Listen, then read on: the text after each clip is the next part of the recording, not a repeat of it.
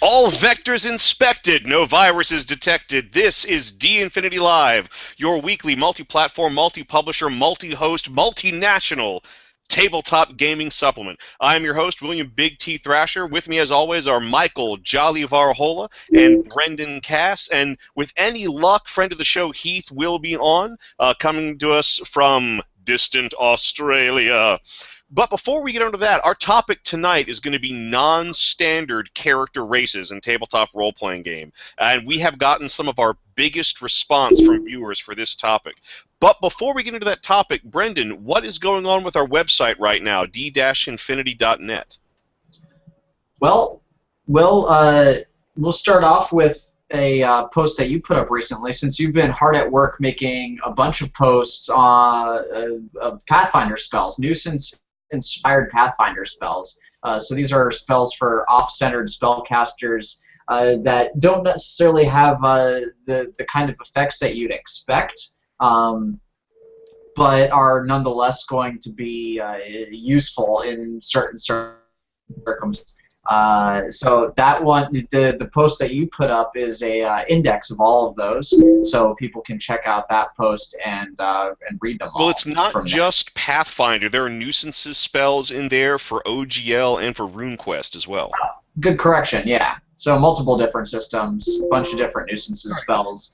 In the spirit of the Halloween month of October, Mike's been posting about the supernatural horror in literature, which is a essay written by H.P. Lovecraft on the origins of the weird story in the United States, but really across the globe. And I think that we might have the only hyperlinked, fully illustrated online version of that. I mean, this is a book that Lovecraft wrote almost 100 years ago. People can get a free copy of the book at Project Gutenberg.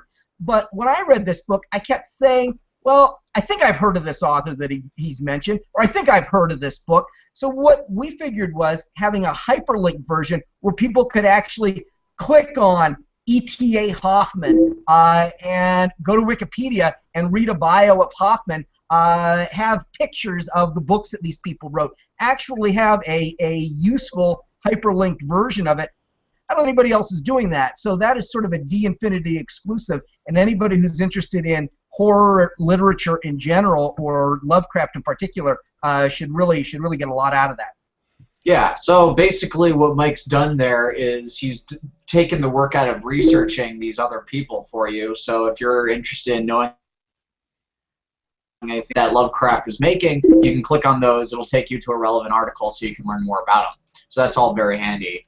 I wrote a battle report for a recent little orc course I ran in the office on a Friday during lunch. A coworker and I built our siege weapons and all of our miniatures out of office supplies. So it just goes to show you how flexible that game is. It was a lot of fun. It's a fun read, and I've got some fun GIFs in there of the combat that you can check out.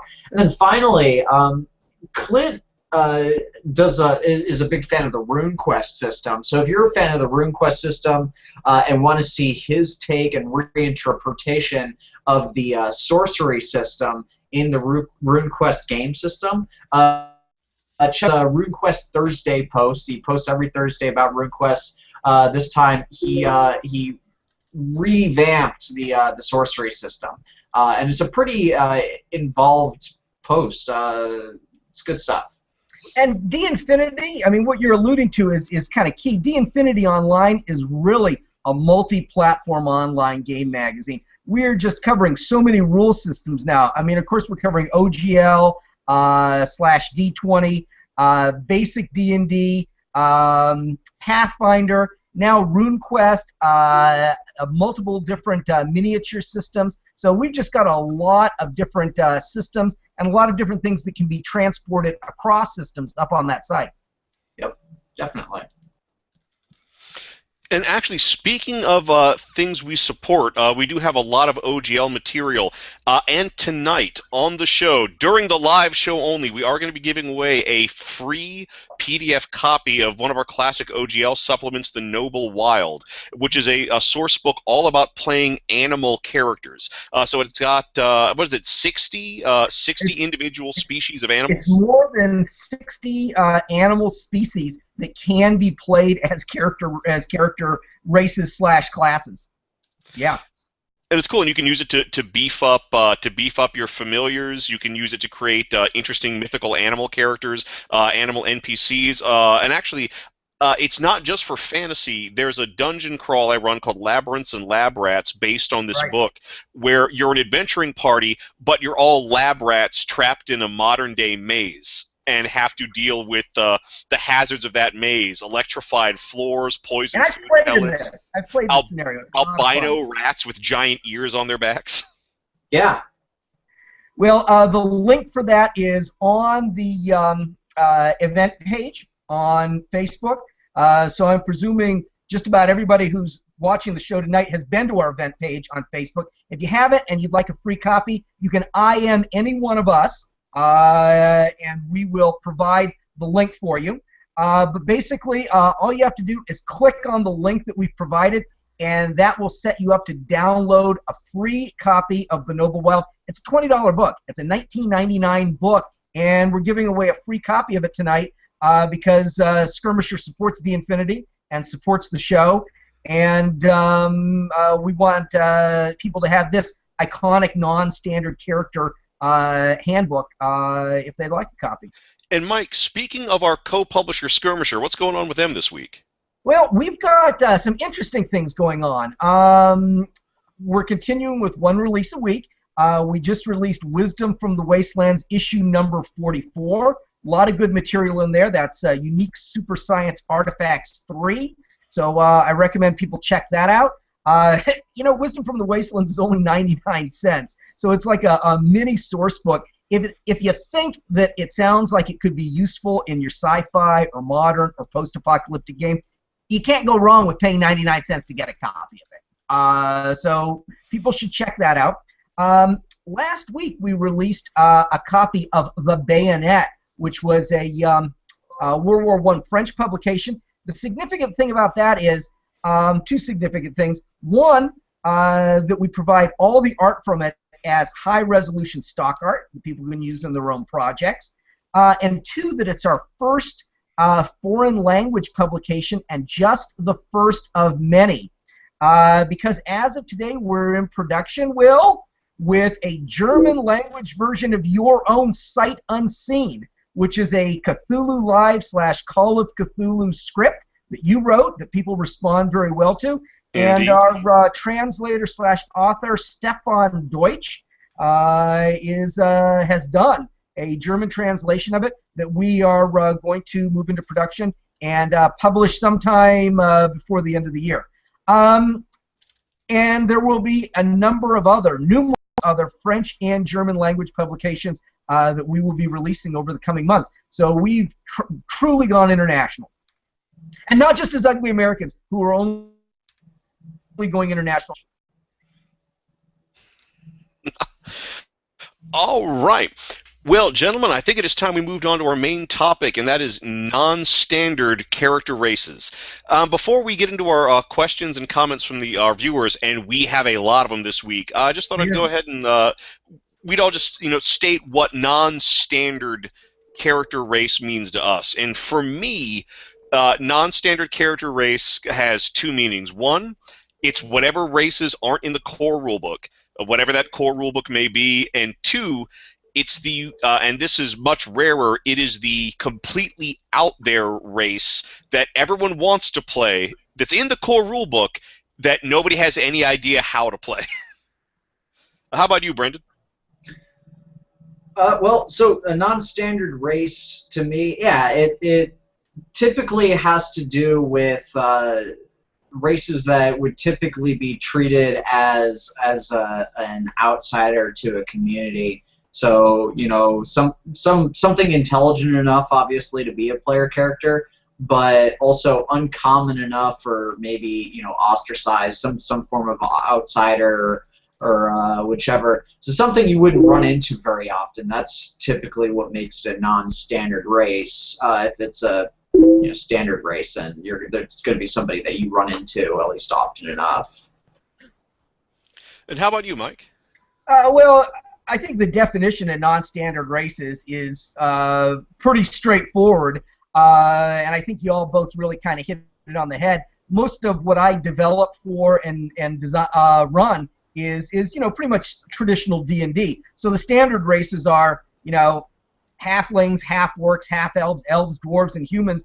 Anything beyond that is by definition a non-standard race. So, I don't know that that's a particularly interesting answer. I don't know that any of our answers have been particularly interesting to this point. I think what's going to be more interesting is when we talk about why people want to play non-standard races, whether they should be allowed to, and what our attitudes as game masters are toward the inclusion of these races. But I think you fairly carefully did not ask that question, so I will not answer it at this point. But I think that is really going to be a little bit more to the point of what we're talking about tonight. Well, that actually ties into our first comment from friend of the show, Lucas Perrier, who says in 3 years of play testing, he's working on a system and setting of his own. Says human has only popped up 3 times. And that's very reflective of my experience. If there's a setting where humans are one of several races represented in the core rulebook, hardly anyone ever wants to play the human. And sometimes I think it's because people assume that or people are attracted to something that's exotic about the non-humans. Some people see the non-humans as opportunities to kind of overact in what will hopefully be fun ways. The incredibly aloof elf, the dwarf that is like ridiculously gruff and ridiculously quaffing of alcohol. And then there's also, and this kind of comes on the designers, but in a lot of settings, the humans, at least stat-wise, are just very bland.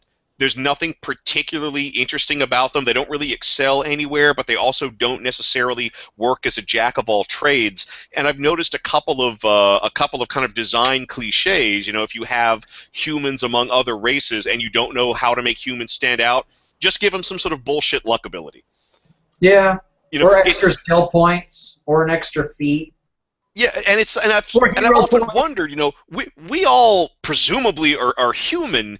We have, hopefully as writers, have some understanding of the human experience.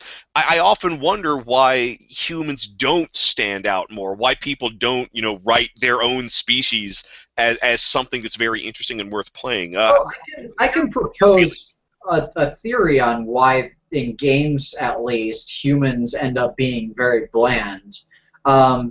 A lot of times what you're doing, and maybe this is just the way I do my character development, or my race development, but a lot of times what you try to do when you're coming up with a game system is you're trying to find a base, something that you can base all other things off of.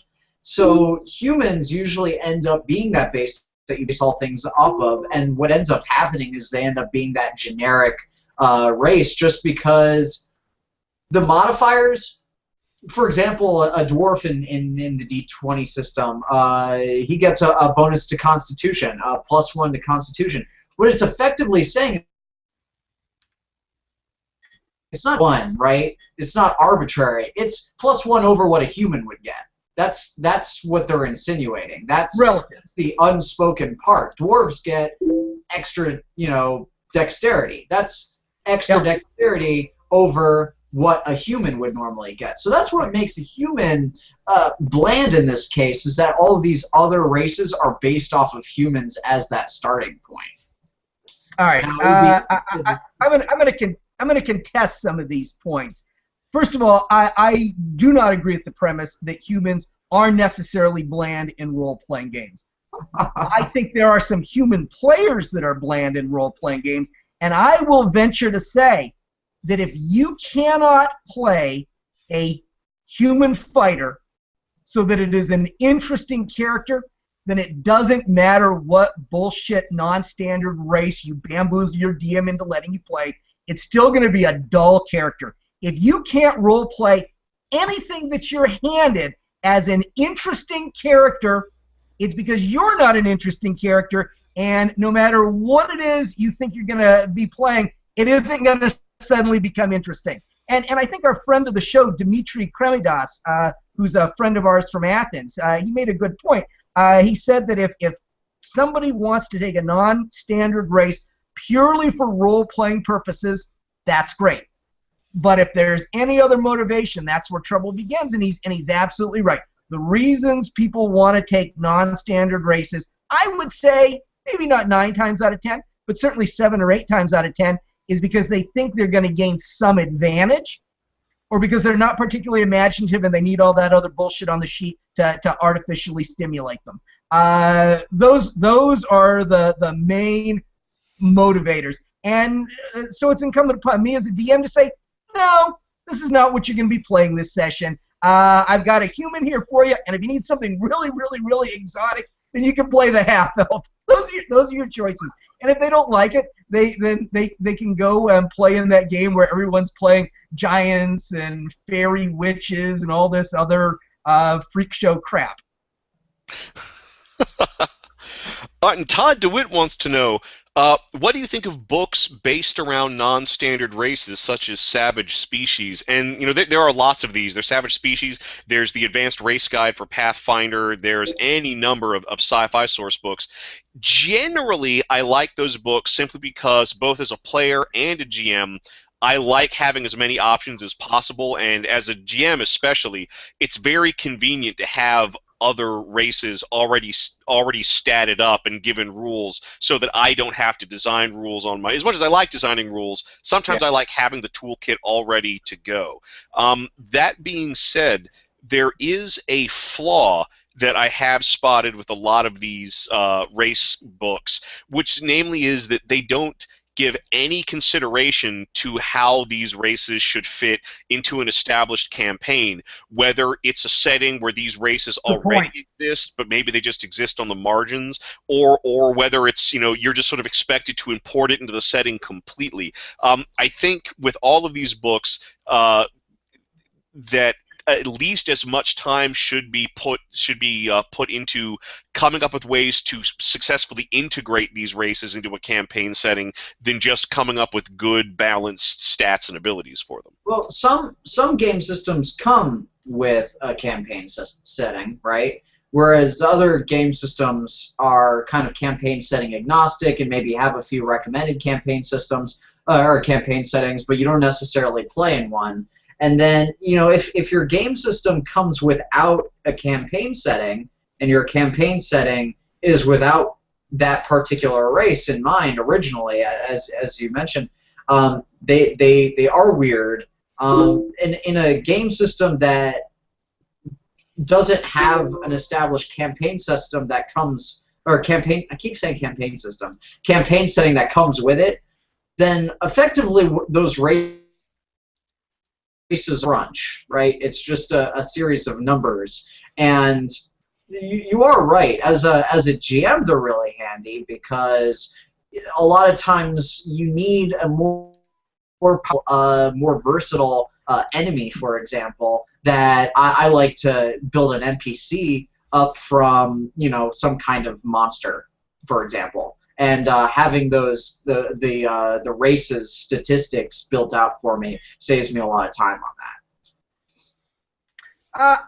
Honestly, I like books like that, and I think that they play a terrific role in our industry because as a game developer and as a DM, I can appreciate that this is all about creativity and having lots and lots of different options. Things that you can surprise the characters with or catch them off guard with, or new or interesting things that they can discover in microcosmic areas like hidden valleys or islands. So, my previous comments are pretty much directed toward players who were uncreative and who try to use non-standard races as a substitute for creativity. But I think non-standard races, I think they're great from the point of view of adding some spice or shaking things up in a game periodically. And the fact that books like this exist, they're sort of they're a way for game developers and companies to showcase their imagination and the things they're able to create. So yeah, it's incumbent upon a DM to balance what he's actually going to let into his system. And if I buy a book like that and it's got 20 non-standard races, and I end up picking up one or two of them, then frankly I've got my money's worth out of it. So yeah, I think products like that are terrific because they give GMs a lot of options. When a player shows up and he hands it to the GM and he says, "I've read this thing in this slam book and I want to play it," well, then that takes a judgment call on the part of the GM. But as far as the actual products go, as far as the books, yeah, they are a fundamental staple of our industry, and I think they're terrific. Very cool. All right. Oh, and Tom Payne, and I figured this question would come from Tom Payne. Any crossbreeding between races, for instance, elf-dwarf hybrids or halfling-human hybrids? Me personally, I actually would allow this in my campaigns. That's something that's often overlooked because we all know there are half-elves and half-orcs in most traditional fantasy campaign settings, but one thing that's always given short shrift is how do these pairings happen? And you can get a lot of really cool character background just out of considering, you know, what brought my character's parents together, why did they have me, what's my status with the family. There's lots of cool things you can do with that.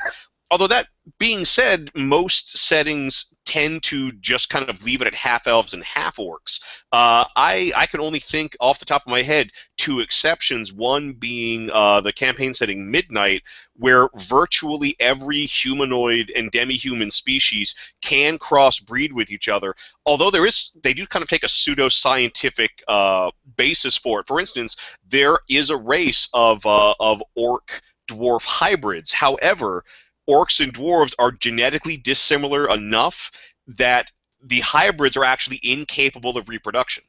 The species have just drifted apart that quickly. The only other exception that comes to mind is the campaign setting, it's a science fiction setting, The Fading Suns, where it is specifically mentioned in the background that during the height of the Republic, the civilization that collapsed leading to the Dark Age the game takes place in, they had a technology that allowed humans and non-humans to reproduce and create viable offspring. And some fragments of this technology exist.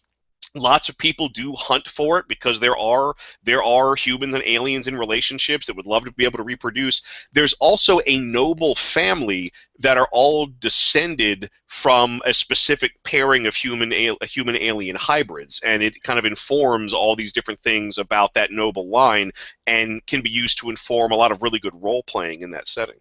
Yeah, and I think my answer to that question is really it depends on the campaign setting. It doesn't really depend on the game system. It depends on the campaign setting. So once again, I run a pretty traditional game in a lot of ways. It's a traditional low fantasy swords and sorcery game.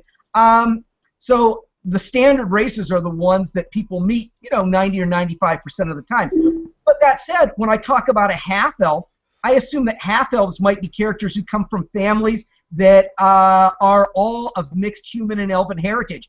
It doesn't mean they necessarily had a parent who was an elf and a parent who had a human. It means they come from a mixed blood family. And, that's really true to Tolkien, for example, in the Silmarillion. This great civilization that existed before the time of the Lord of the Rings were all essentially half-elves.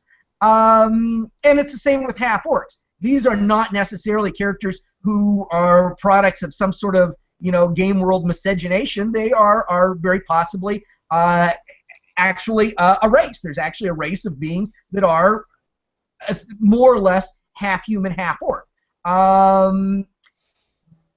So beyond those standard races, I mostly don't allow any kind of interbreeding.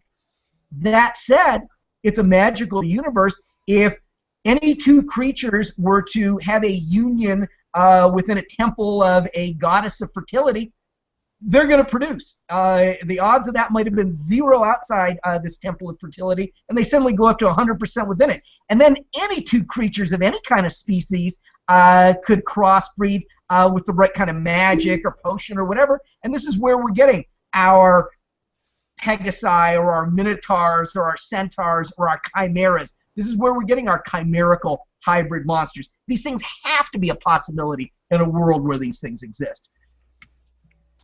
Well, I definitely do kind of crossbreeding between anything that is somewhat humanoid and doesn't appear to be an animal. I look at races similar to the way races in the world kind of work. You've got Hispanics and Asians and Caucasians and all of that. They're all different races, right? In fantasy settings, those races are actually species in a lot of cases, but I treat them as races, since people, for whatever reason, they've just got very, very prominent genetic traits that you can see. Yeah, they can crossbreed. I've written up gnomelings, and I do pay a lot of attention to the awkward circumstances that lead to their couplings. That's typically the inspiration for where these cross races come from. For example, gnomelings are created by the drunken pairings of gnomes and halflings during parties, because you drink enough and you might not be able to tell the difference at one point. Yeah, right. They're both so small, right? Welcome to my world. Right. Half dwarfs, for example, or half dwarf.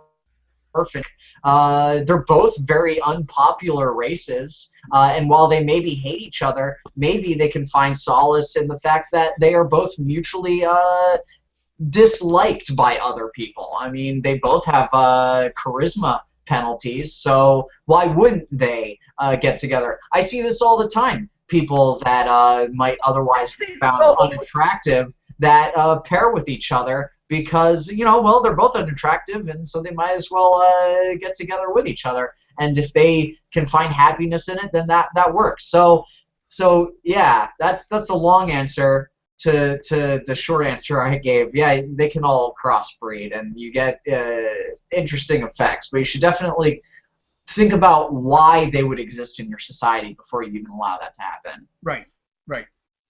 Yeah, exactly so. And in a magical universe, keep in mind, they don't always have to exist because of some sort of normal carnal union. It can really be any number of other things. It certainly can be, and in most cases it probably would be, but it doesn't always have to be. You can transcend those normal laws. Yeah. Actually, that was one of the strangest hybrids I ever saw in a tabletop game. It was a character was playing a half werewolf, half ghost, and it was because of divine intervention.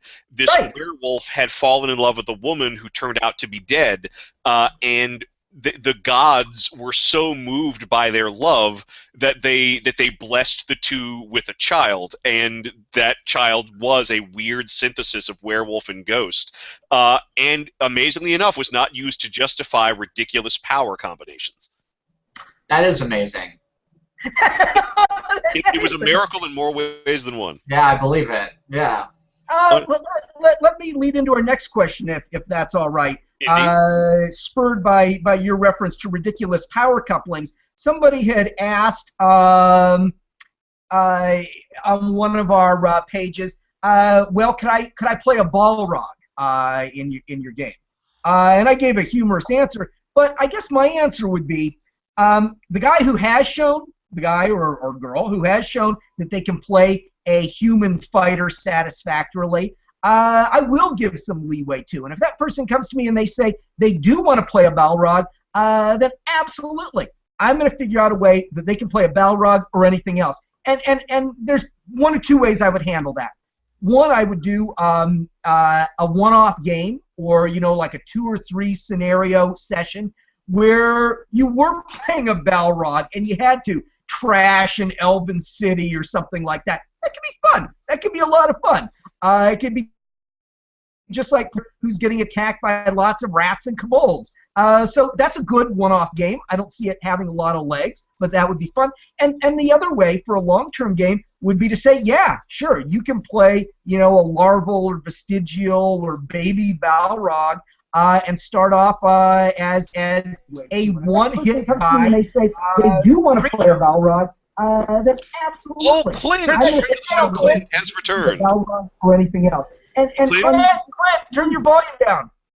Nah, he's watching the show while he's on the show. I know. Yeah, It's showception. Where you were playing a Balrog and Clint, you had you need to turn off. You need to turn off You gotta turn the volume up on your show. You're feeding us back by lots of rats and kobolds.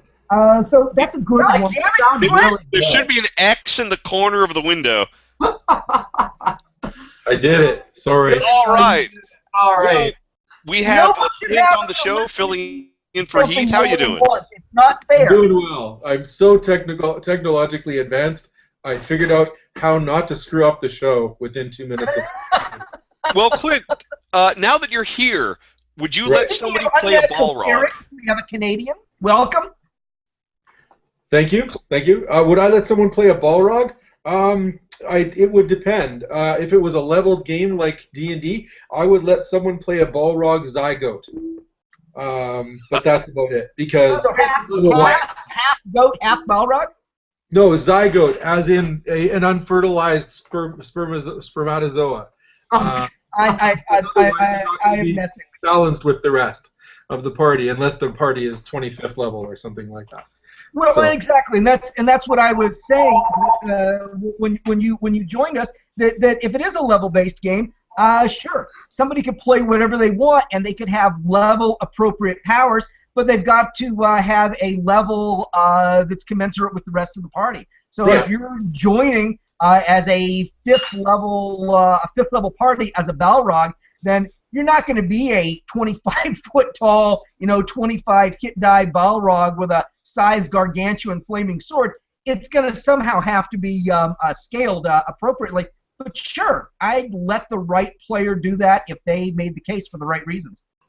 And you know what, Mike? You mentioned the one-off scenario, right? And I've pulled together an entire party of various giants, hill giants, ogres, Edens, and then I let them rampage on a village, and they ended up dying. The giants died. They were killed by the villagers and a group of heroes, because that's what happens to monsters.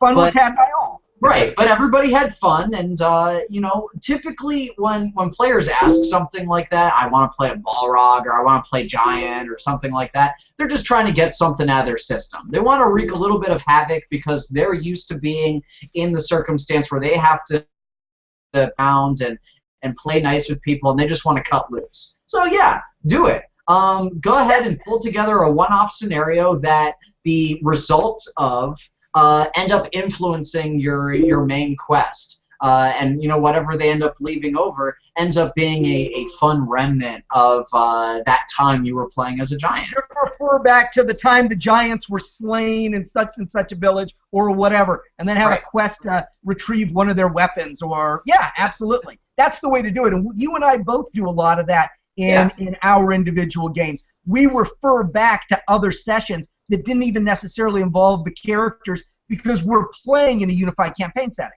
Or even those players. Sometimes other players might have, because I have players come in and out a lot, sometimes other players will move the canon forward. Yeah, exactly. In the current session, they might not know it, but the trivia that they're being fed was influenced by the actions of another player. Yep, precisely so. We've got a really interesting question from David Paul Lehman, who wants to know, how about females as a non-standard version of a standard race? And I've actually seen one RPG actually do this. And this RPG actually had a really interesting way of handling races and getting around the whole idea of humans being the baseline and humans being the bland race in the game. It was an obscure superhero game called Cosmic Enforcers, which was built off of a heavily modified version of the Rift system. And part of their character creation is when you made a base character, it was not human. Human was actually a racial template you applied to your base character to actually give it its race.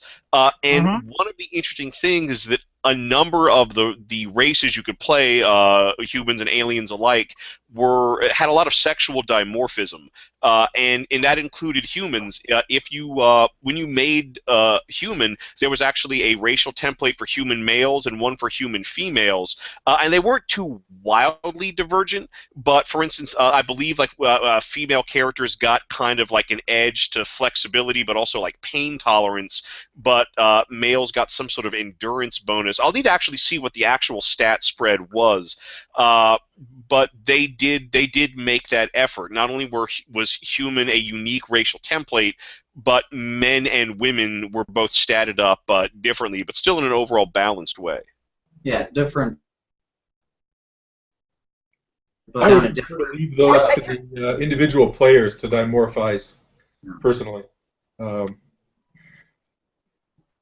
Well, you know, that's what I was saying earlier, Clint, that if somebody's playing any particular race and class and they think it's boring, it isn't because that race and class is inherently boring. I mean, look at all the fascinating military characters from our real world history.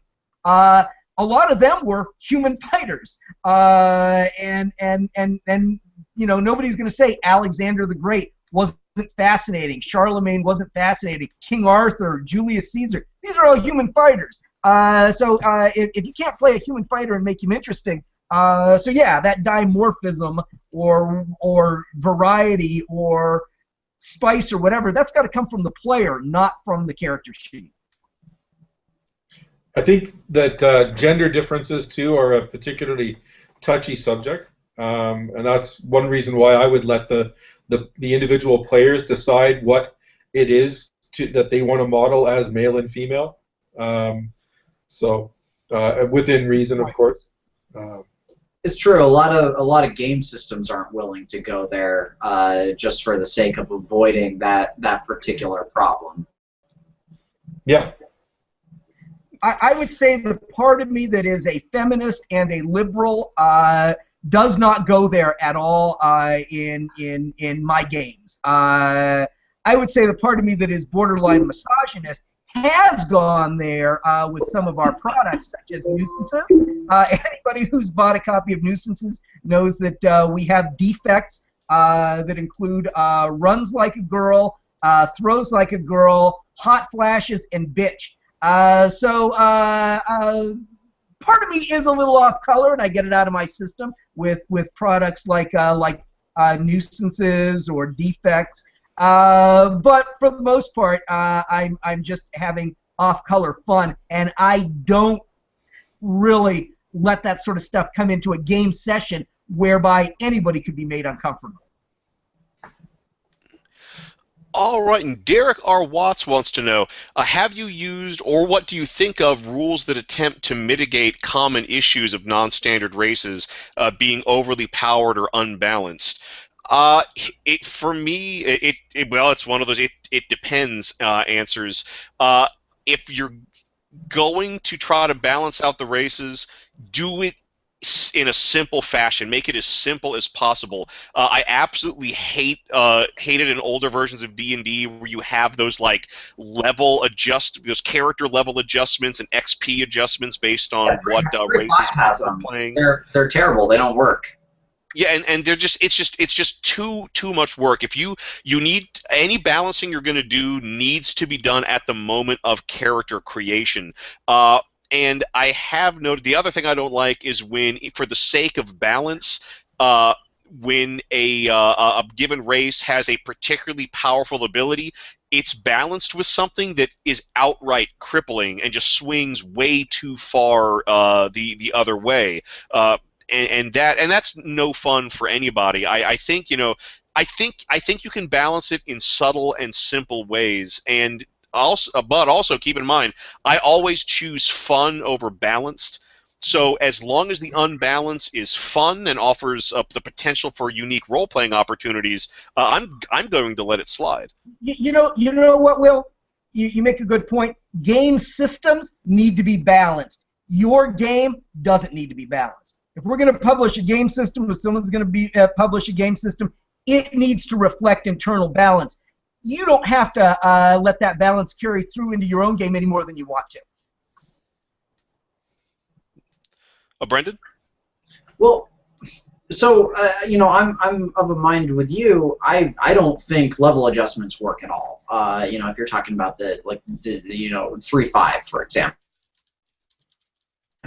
If you play a first level Drow, for example, they get like a +2 or something. They're supposed to count as a third level character. If you put them up against third level encounters, that first level character still only has first level hit points. They're gonna die. A third level human fighter.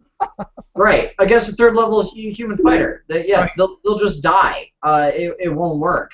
So, you know, typically, if they really have to do it, if I really want to include that alternate character and I want the game to play well, I just have to be cognizant of everybody's abilities when they're playing a non-standard race. Let them play the non-standard race. Ignore the level adjustment. Yeah, they have extra abilities, but it's effectively the same thing as them having more magic items than they normally would have at that level. Like they're a character with an extra magic item, and then be cognizant of the ability that they have, and then when you're playing through the scenario, make sure when you're building those challenges, you're building the challenges to be either hard enough or easy enough based on those extra abilities that they have. That's the way I typically handle it, because I don't think any mechanical sort of balancing when those races are, it's always bolted on, you know? When those races are already inherently imbalanced, then, you know, trying to force a balance into it when they're a player character, it just won't work. You have to do it in your gameplay. That's right, because if you've got those Drow characters in there and you do let them their special abilities and still have the same hit dice as everyone else, there are ways to handle that. You can have a disproportionate number of encounters from rangers who are going after Drow, Right. from creatures that inherently hate Drow. I mean, you can just throw in a random anti-Drow encounter every session. So there are ways to internally balance it out. Mike, actually, we always mention Drow. That is the race that always ends up coming up. It's always Drow, isn't it? Hate them. well, everybody wants to play Wolverine, and Drow are the Wolverines of fantasy. But Mike, you actually brought up something that I'd like us all to touch on, which is the race that within the setting no one likes, whether because it's inherently evil or has a reputation for being inherently evil. You know, whether it's ill omen. Just about every game where there are multiple races, there's always a race that the mainstream society does not like, Drow being a classic example. And there are lots of pitfalls with this. I mean, I've played in plenty of campaigns that have been that have just ground to a halt, because every time we enter civilization, the very presence of the person playing the Drow becomes disruptive, Right. because merchants won't trade with us, Right. the people in the temple won't talk with us, and yet, you know, that's part of the Drow concept, is that the mainstream society doesn't like you, and oftentimes when the person makes the decision to play a Drow, or the GM makes the decision to allow Drow in their campaign, that's not considered, and it leads to all sorts of problems, including like the character or the player feeling like they're being dicked over simply because of this one choice they've made in character. Well, and then you have that issue where you've got the other dick player in the party who says, well, I'm playing the ranger who has Drow as a favorite enemy, and then he's constantly trying to do things to screw over the Drow character, and if this is what you want your game to be about, that's absolutely cool. But if you've actually developed a scenario and you were just hoping the players would play through it, then you're not going to have that. And that is one reason why I'm very suspicious and sparing of those non-standard characters. Clint. I think that part of the problem with this particular situation is that when there are characters races that are socially unacceptable, like the Drow example, so much of the penalty for that rubs off on the rest of the group, and it impedes the play of the entire group. You mentioned, going into town and trying to interact with the populace and merchants and stuff like that, and nobody wanting to talk to the drow. Well, nobody wants to talk to the people that bring the drow with them either, right?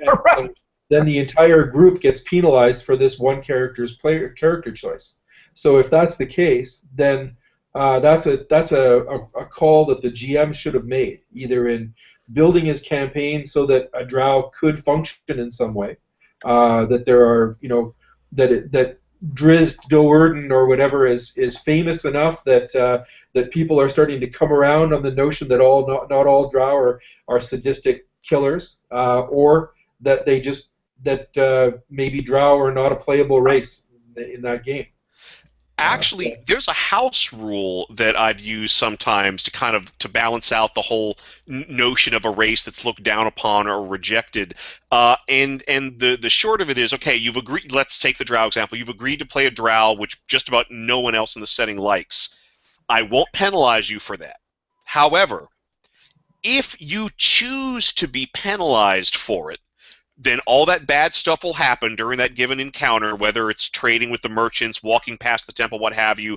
But you get something for it. You can, if you accept that penalty of your own volition during an encounter, you can then, during a later encounter, use that to your advantage. Again, a classic example. They were dealing with some merchants, and the drow player said, "I would like to invoke the thing where everybody hates me," and immediately shops started closing because people saw the drow, and the merchant was quoting them ridiculously overblown prices. It ticked everybody off, but a little later, they had captured a cultist and wanted this cultist to divulge the location of the secret temple, and then the drow player says, "Okay, I want to get my reward for getting those shopkeepers to hate me earlier."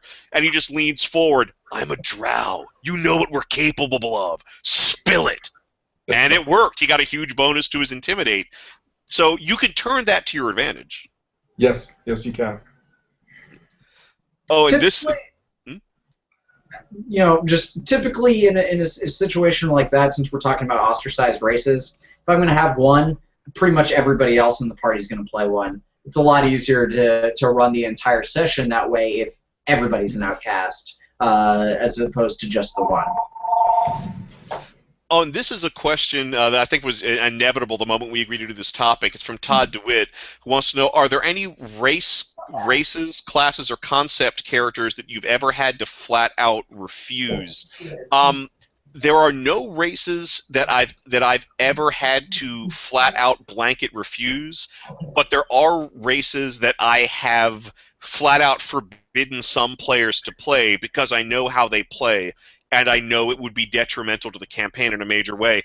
A classic example being the Red Talons in Werewolf the Apocalypse. There's only 2 people on this planet I will trust. I'm sorry, 3 people on this planet I will trust to play a Red Talon. For everyone else, you don't get to do it. Likewise with Mind Flayers, I have had people pitch Mind Flayer characters to me, and as much as I would love to run a Mind Flayer-based campaign, the people who suggest Mind Flayers are not the people I trust with Mind Flayers. This is what it keeps going back to. I keep saying it. If you show you can play a human fighter in a creative, interesting way, then you're the one that gets a crack at playing some other weird-ass thing. But otherwise, no. Or as a one-off. Brendan? I've had people come at me with various, dragon supplements, and they wanted to play some dragon, half-dragon, something or other, and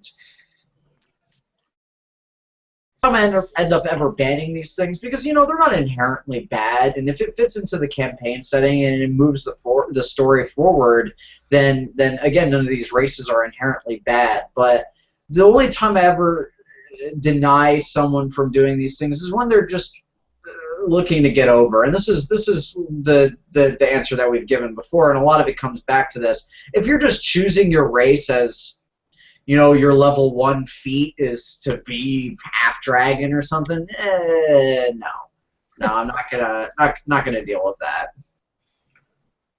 And Clint? I have a lot of players that like to play humans, and so I find myself sometimes in the position of offering transformational magic within the course of the campaign.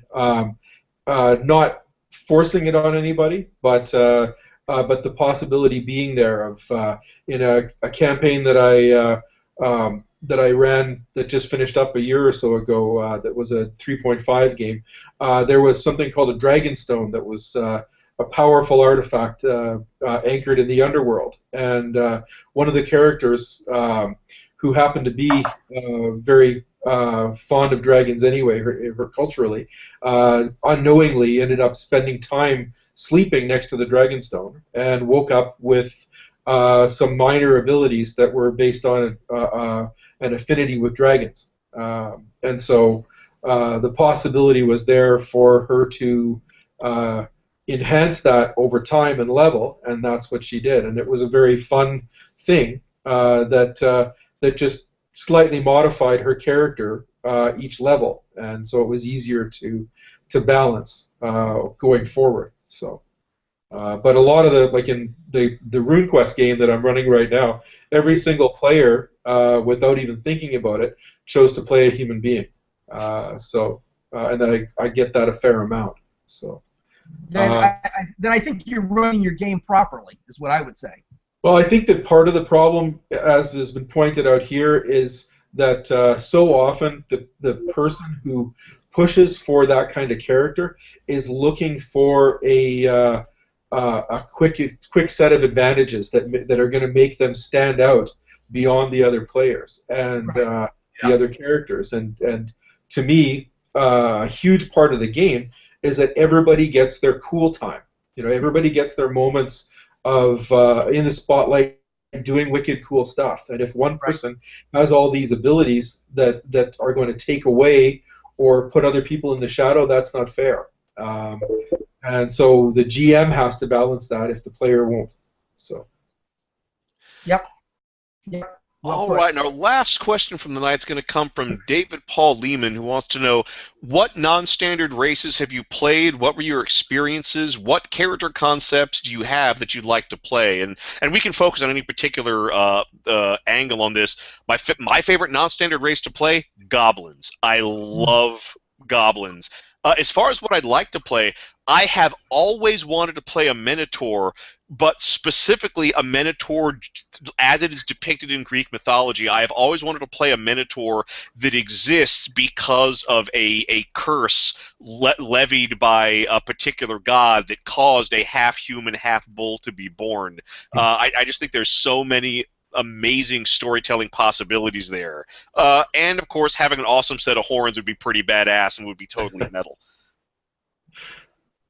Oh, go ahead, Brendan. Well, I've played a gnoll, which I think was probably my favorite non-standard character to play. It was an emaciated gnoll demon worshiper, and also fratricidal, I think, had this habit of anytime a character was, it was a cleric too, so demon worshipping cleric type character had the ability to heal characters, but kind of in a really bad way, was more likely to finish them off, to curry favor with its god. Than really to help him out. It was an evil party, completely evil party, but it was interesting playing the gnoll just because, I could pull out all kinds of dog-like behavioral characteristics and things like that. That made the character different from anything else I've played, because it was based on a different animal.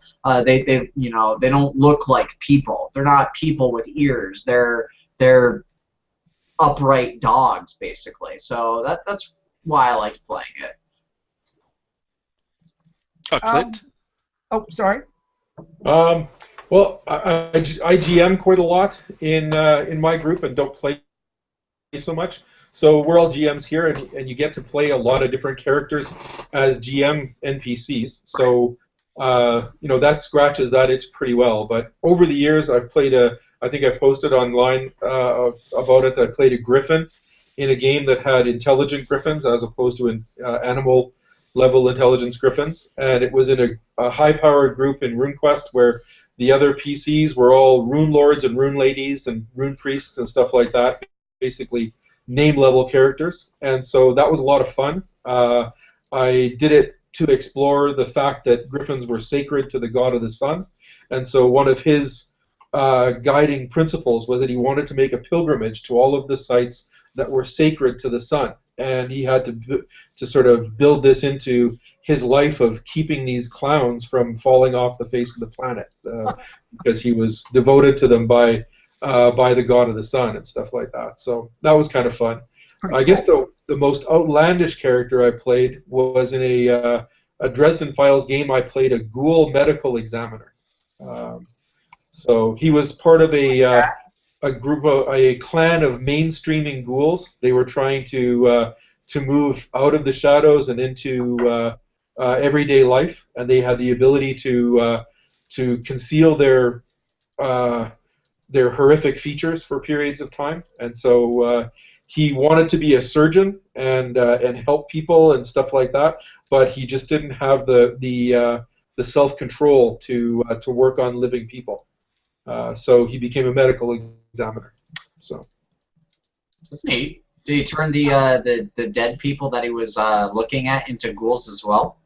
No, the game didn't work that way. But if he lost a little bit of control, and there were occasional samples missing, well, he was the chief medical examiner, so he was able to cover that up. And because it was part of sort of a procedural, modern, urban fantasy horror kind of game, he was very useful in the way that magic evidence machines are in CSI today and on TV and stuff like that. So he was fun to play, and he was a combat monster. So we had a group of players that needed some physical power, and so he was that. So cool. Like Clint, I mostly GM. I don't get to play that often, but one of the most fun characters that we had in one of our Swords of Coast games was a lizard man, and we basically treated him like a bipedal crocodile.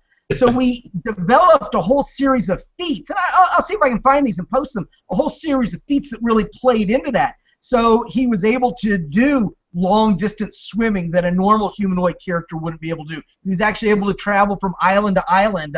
So he was a maritime creature. We gave him a death roll, which is to say that if he was grappling with an enemy, he could spin around in the water with it and inflict damage to it. So we basically had a bipedal crocodile as a character. And he had all the problems. If he tried to go into town, he had to wear this hooded cloak and big mittens and really just looked like this, sort of this big freak, just so he could pass himself off as a big freak rather than an actual lizard man. So we penalized him for that. But mostly the adventures were all taking place in wilderness areas anyway. And when there was a swamp, he was at home. So I think that's one that I had an awful lot of fun with. But it wasn't so completely over the top. It was quirky, and we could do some unique stuff with it. And I think that made it fun rather than outlandish and unbalanced. And I think that's a better way to play an outlandish character like that, to sort of to use the Chewbacca example in Star Wars, for example, where mostly, as Will pointed out, it mostly comes out when it's funny or when it's plot convenient. Because otherwise, it's no fun for anybody to play through, right? But most of the time, Chewbacca is just in the background. He can't talk to anybody, so he has to grunt at Han Solo. But every once in a while, it's let the Wookiee win, because otherwise he'll rip your arm off, and suddenly it's okay. Yeah, exactly. So that way the players still get that sense of otherness. That hopefully is one of the things that you're looking for when you're playing an unusual character, but you're not saddled with it, and you're not saddling the whole game with it. You're not bringing your character's baggage to dominate the entire game. Right. Yeah, that's the way to do it. You're exactly right. Well, we have had a fantastic discussion tonight on the topic of non-standard character races. I think But so. before we actually sign off, I think it's time we did our final thoughts. And my own final thought: always err on the side of fun. If you're gonna play a non-standard race, play a fun non-standard race. Play it in the funnest way possible. And also, don't think about what crazy powers or abilities that non-standard race has. Think about how they might use or how they might not use those powers, because that's really where the really good role playing comes from. Just because you have superhuman senses doesn't necessarily mean you want them. Right. And you can do all sorts of cool things from there. How about you, Brendan? Final thoughts? Well, if you are interested in checking out the Noel Crocuta that I played, you can find him in Tests of Skill, if I am not, which is a book that Skirmisher publishes. It's a cool character. It's a cool prestige class that Noels can move into. So if you are a fan of Noels, if you are a fan of non-standard role-playing that doesn't necessarily involve solving your problems with brute force, you can check out Tests of Skill. And the Crocuta prestige class. Exactly. All right, and Mike, your final thought. My final thought is that just today, Brendan and Will, so you two, and Richard Balsley just finished doing the layout and design work and editing on 100 oddities for a creepy old house. And Clint, didn't you contribute to that?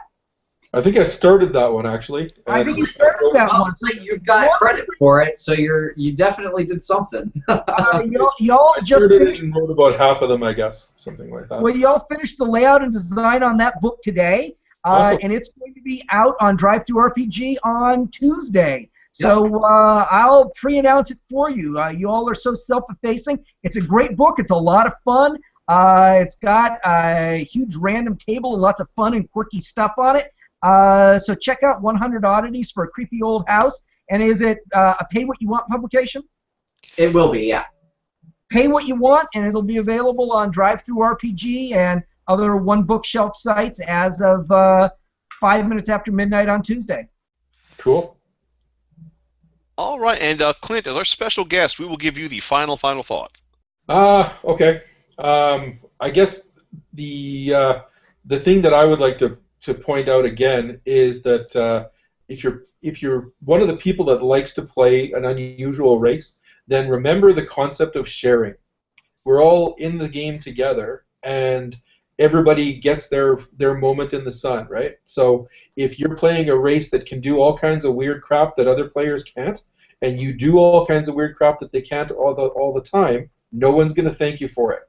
It's like the wizard who constantly comes up with the spell that is going to solve every problem, right? Nobody likes that guy. Occasionally the ranger should get to sneak. Occasionally the fighter should get to stand in front. That kind of stuff, right? Nobody likes Wesley Crusher. Right. Yes. So Hate if that son of a bitch. you're playing a half dragon or something like that, then remember to share the GM's time and the spotlight time with everybody else. Yep. So, and accept a weaker character. Don't try to play a character that's more powerful than everybody else. Accept a character that is weaker than everybody else, or that has some things that counterbalance that. So don't try to min-max, because that's one of the things that I think many people who are trying to do this may not even be doing intentionally, but they may kind of lean that way unintentionally. So. Well put. All right, well, ladies and gentlemen, this has been D Infinity Live, non-standard character races. We will see you all next week.